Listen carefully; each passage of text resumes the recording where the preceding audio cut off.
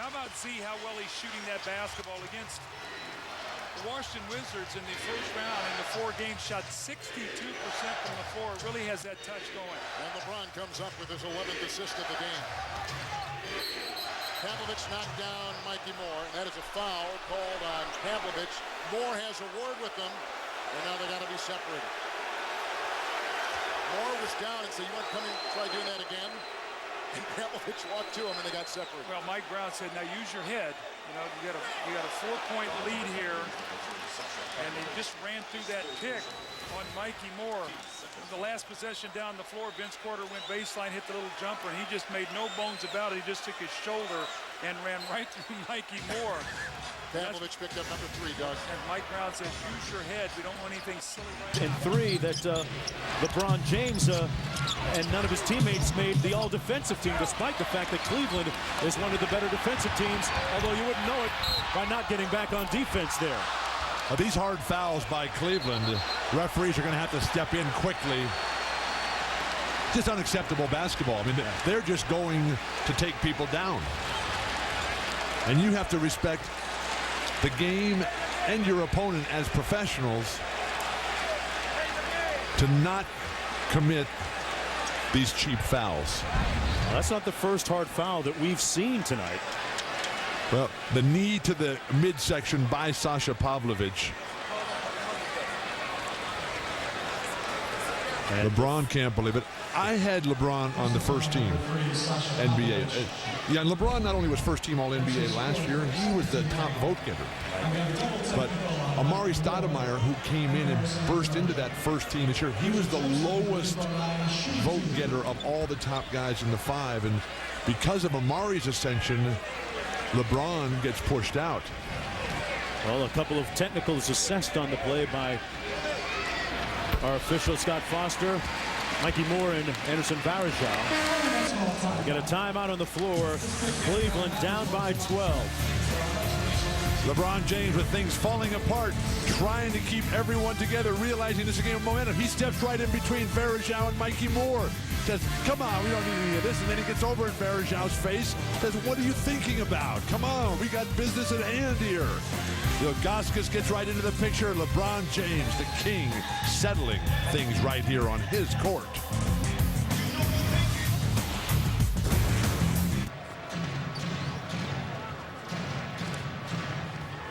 Two youngest head coaches in the NBA squaring off in the Eastern Conference Semifinal.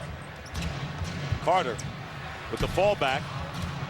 So there's that shot, and Pavlovic going in, and they're going to count. Now Moore coming over and has to be separated from LeBron. I'm going to tell you where this stems from. Pavlovic and Moore now going at it. Mikki Moore thought that Sasha Pavlovic put 2 tough fouls on Richard Jefferson in game 3. On the second one, Mikki Moore kind of confronted Sasha and was asking him, "What's the deal?" Both of them got technical fouls in game 3, and everyone thought it was squandered. Then Mikki Moore kind of gets into it with Anderson Varejao in the same game. There's been a history between these two teams in this series. Mikki Moore in the middle of it once again. And they're conferring in midcourt right now, the 3 officials, Mark Wunderlich, Joe Forte, and Dick Bavetta.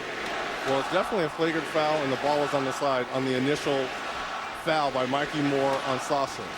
Now they're just probably asking, with Sasha kind of going back at Mikki, will it be a double technical foul?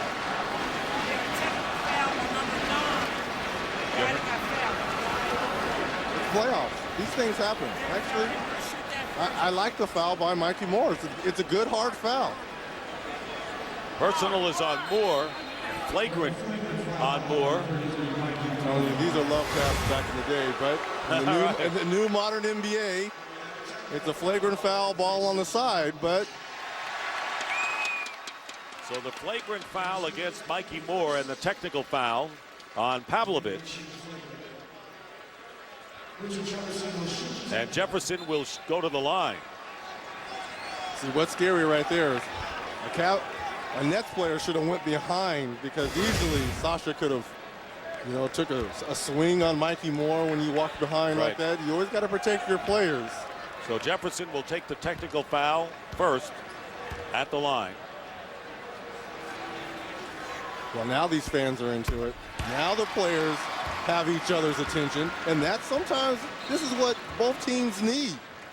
Well, just look at the setting here. It's game number 4. You know the Nets need the game to even the series. Cavaliers, first time they've lost in the playoffs, so how do they respond? And that's the issue here. So, you know, that's kind of an explosive setting to begin with in this series. And Pavlovic misses the first on the flagrant foul against Moore. So the second free throw, and then the Cavaliers will get the ball out of bounds. 1 out of 2, and it's a 51-47 game. And Cleveland has the ball out of bounds. Well, call me old school, but I like this type of intensity. Yes, You know, it's playoffs. It's playoffs, and every possession counts. You don't want to give anyone a layup, and you want to make them earn it at the free throw line. You know, those are the kind of players. You know, that was Dale Davis, Antonio Davis, Right. 10 years ago Absolutely for me. right. So I can't fault that. No. Moore, of course, Nets are a 7th NBA team in 9 seasons, and twice has been with New Jersey. Pavlovic has some bleeding on the leg, so therefore he's going to the sideline. And they got to repair that. Now, I guarantee you when Anderson Varejao comes in, just like in a baseball game with a pitcher, you know, you hit one of their guys upside the head, you know, the opposing pitcher next inning, he's supposed to do the same. You get the double technical foul, someone goes to the free throw line, and that's just, you know, it should be squashed after that. Golden rule of sport. Hey, you protect your own guys. Well, Pavlovic will stay in the game and join Good, Hughes, James, and Ilgauskas. The Nets with Jefferson, Collins, Moore, Kidd, and Carter. You know, the double technical is the same as a warning to the manager and pitchers after hit batters in baseball. Same deal. You think they're going to throw out Lawrence Frank and Mike Brown next time this happens? Is that what you're saying? Where's Joe Torre at?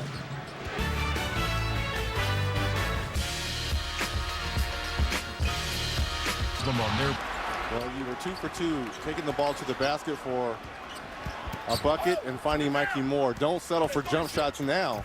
Hughes has the shot deflected away. Good defense by Jefferson inside. Here is Kidd feeding Mikki Moore, fouled by Pavlovic. And it's going to be a 2-shot situation, I believe. And roles were reversed last game. That's right. When Mikki Moore put the love tap on Sasha Pavlovic. And that really woke up the Cavaliers, I thought. I thought the Cavs were kind of sleepwalking in game 4. LeBron James said he felt that the Nets were unduly harsh to Pavlovic in the last game. Mike Brown told us before the game we got to watch the skirmishes in this game and stay composed. Well, I'm going to tell you this. That's a bad call. It's a foul. Flagrant foul. It's a foul, but it's not a flagrant foul. There's no... If he just would have grabbed him, the same reaction would have happened. I thought that's a good playoff foul right there. Very much the same way Mikki Moore. Don't allow the layup. Don't allow the layup. That's a good foul. That's a playoff foul.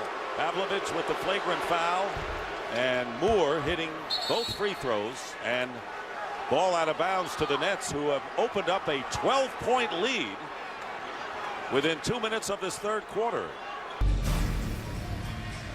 And a 15-point New Jersey lead. Moments ago, a flagrant foul called against Sasha Pavlovic in the third quarter of the last game. Mikki Moore called for that against Sasha Pavlovic. And I really thought that really woke up the Cavaliers right there. LeBron James hit back-to-back threes right after that. They took the lead and somewhat took the momentum in game 4. I know New Jersey has played well tonight. I don't think that was really needed by Sasha. I didn't think that was a flagrant foul, first of all. I thought both of them were good, hard playoff fouls. But you know, right now, New Jersey has it going on all cylinders. Kidd comes away with it. 5 boards for Jason.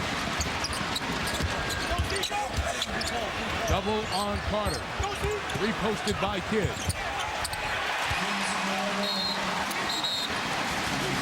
And a whistle after the play, and a technical foul is called on New Jersey. A forearm, I think it's Mikki Moore. who was called for the technical foul. There was no hesitation by the referees. They were right on top of that play. Moore has been involved in flagrant fouls with Sasha Pavlovic game 4 and 5. And there you see Jim Clark calling the technical foul after the basket on Moore. The basket was scored by Carter. So Cleveland will shoot a free throw out of the timeout. The lead is 15 for Cleveland.